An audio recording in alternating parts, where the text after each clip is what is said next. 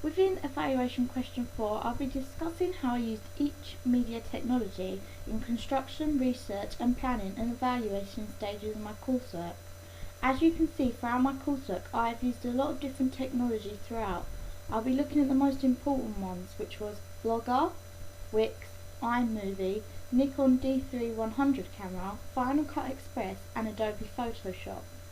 Throughout this video I will be discussing what they were used for and why, and analysing the disadvantages and advantages of each one.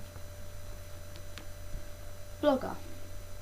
Blogger throughout my coursework was one of the most dynamic free blog websites available. It allowed me to showcase all of my research, planning and construction. It is an online platform where I have been able to present all of my A-level coursework. Blogger perhaps the most popular of blogging platforms within its industry.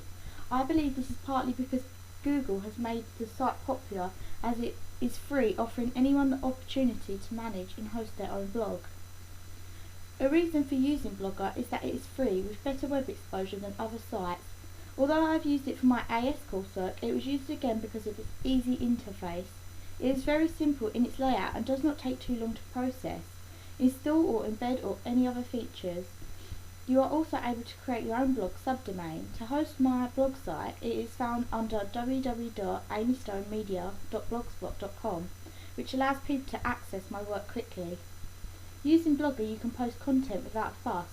Posting content is also straightforward, simple and quick, but it also makes editing your blog much easier.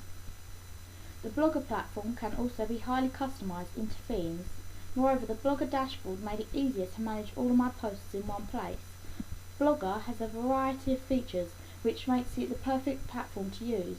The HTML feature is brilliant for allowing me to insert interactive content throughout my coursework.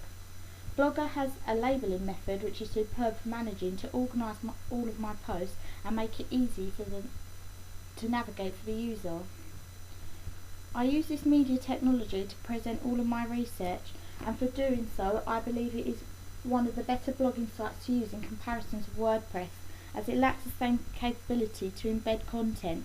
Therefore everything would have had to be posted through links, which does not have the same effect as Blogger does. This is because I could easily use and access other technologies within it. Blogger has allowed me to provide an interactive experience around my blog, with plenty of videos, podcasts and slideshows added. My planning could all be displayed on my blog. Throughout the construction I could post videos on how I made my final pieces. I could also display my final pieces as single posts so they can be looked at separately.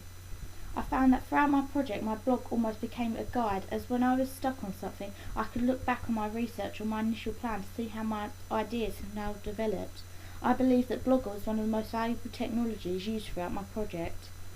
One of the few disadvantages of using Blogger, however, is that it owns your blog site, meaning that it can exercise control over what ads you wish to display.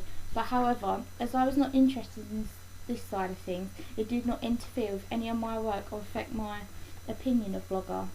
A feature that to some could appear as disappointing is that Blogger lacks plugins, but you can tweak the template to your taste, and although you can't fully customise the templates for your blog, they are limited.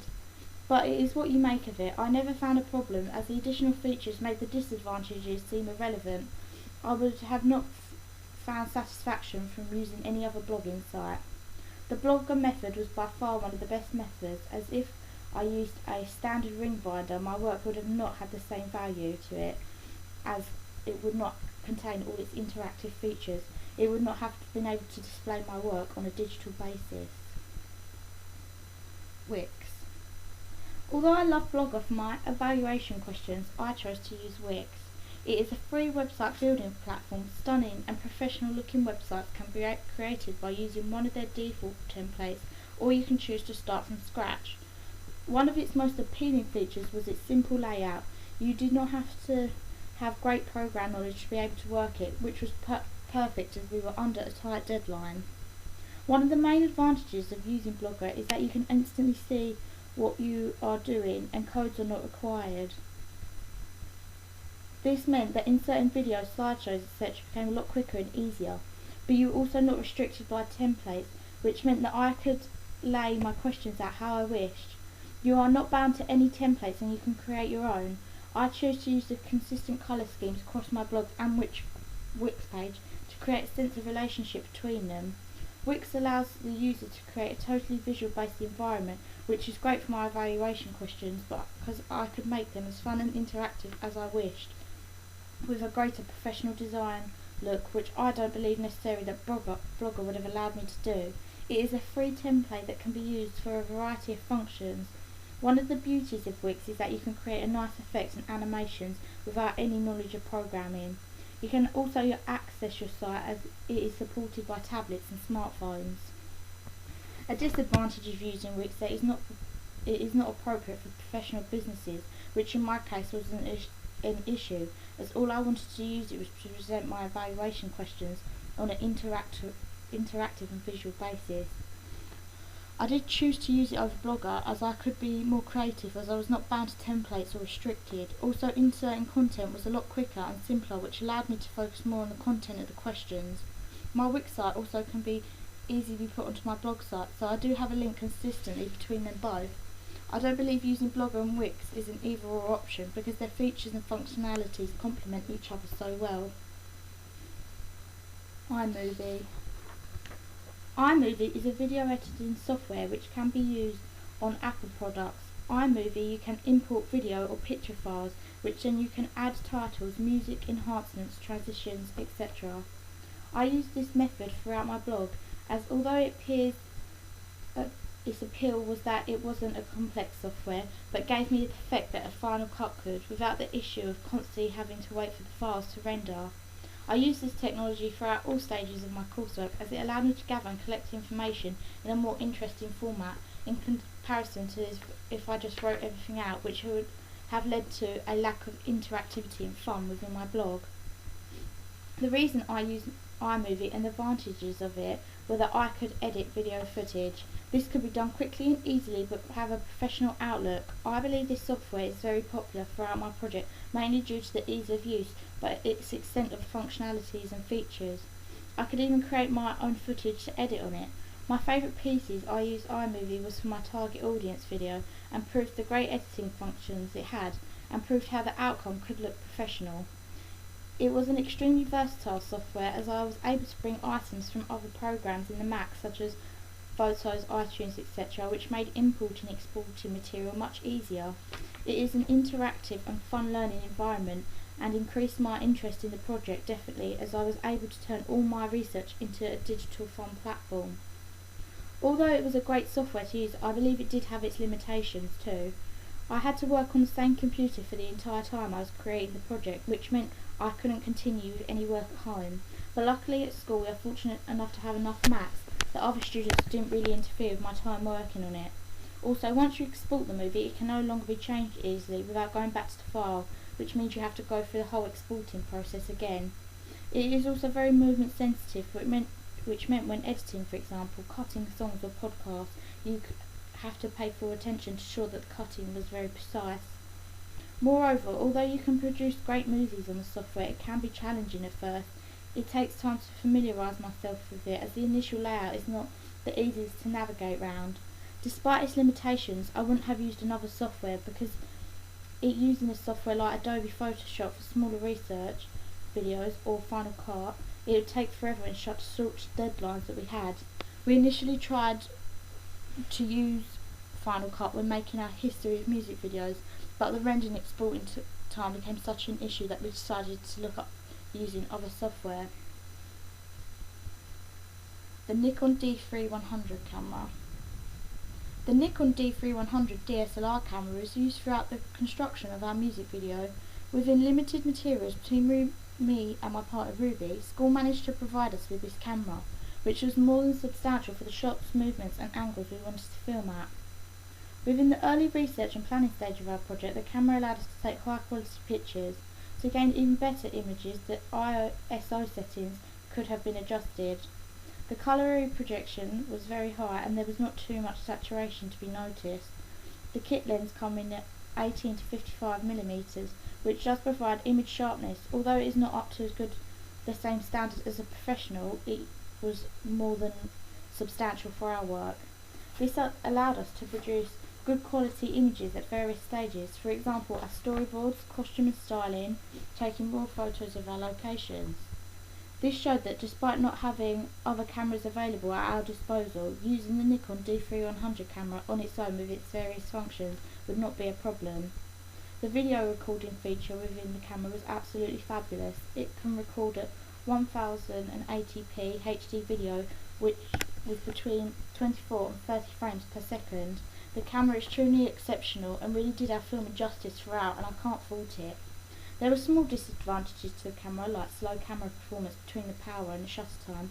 However, it remained more than suffice for my project, and although we could have upgraded to a better camera, we had to make do with what was available, and in my opinion this worked superbly. Final Cut Express.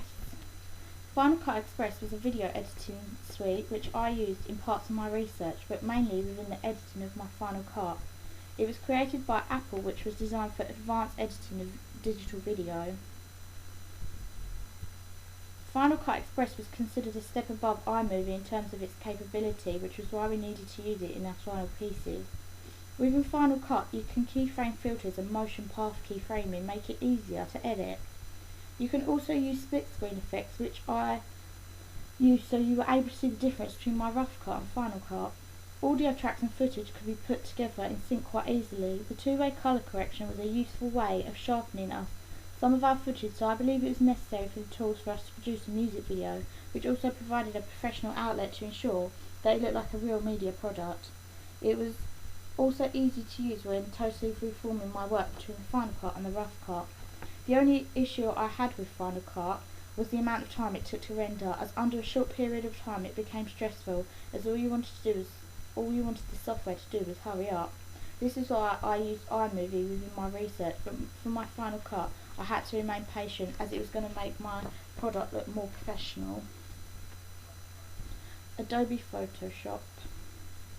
Adobe Photoshop is a program where you can manipulate pictures through its various features and functionalities. It is possible to clear up blemishes and imperfections in photos, remove and change backgrounds in photos, images can be altered to fix faults such as red eyes, photographs can be given an extremely professional look even when a standard camera is used. New artwork images can be created and edited. For more basic collages within my project, I used iPicky.com. However, when it came to producing for my ancillary tasks, I knew that it was a more professional software was required. Using this technology would ensure that my work would look professional, and would look like it would survive within the real media world. The software was a tool that would be used within the industry, so it was only that we made use of it, as using a basic software like Paint, for example, was just not going to cut it. By using Adobe Photoshop, I managed to totally transform and manipulate my original images to create my final pieces for my ancillary tasks. The various layers and brushes allow me to use the effect precisely. Then when we used each effect, such as brightness and contrast, hue, saturation, levels and curves, etc., Photoshop was the best software we could use, as its leading digital image application for the internet. It has a wide range of advantages, from improving the quality of your photograph to totally reforming it. The more you familiarise yourself with the software, the greater the skills you learn. A disadvantage of Photoshop is that it is not designed for beginners, as it can seem very complicated. I already had some knowledge of the software, as I used it within my AS Media. There was a lot of different tools and functions, so it does require patience at first. But if you are stuck on anything, on YouTube there are tons of tutorials which you can watch, which was what I referred to sometimes, as they were free and didn't take long. I looked at one in particular and I was looking how to change her hair colour in my initial ancillary task, although it was not used in the end. Photoshop also takes up a large amount of room on the computer, and I had issues of this because I didn't have the software at home. All my work had to be done on the computer at school, as I wasn't able to use the tools anywhere else. An alternative to Photoshop would have been GIMP, in an open, secure imaging editing software, as it does share similar capabilities. It is also free and open source. I like Photoshop, however. It does not share the same sense of professionality when looking at reviews online. It was best to stick with what I knew and what would work.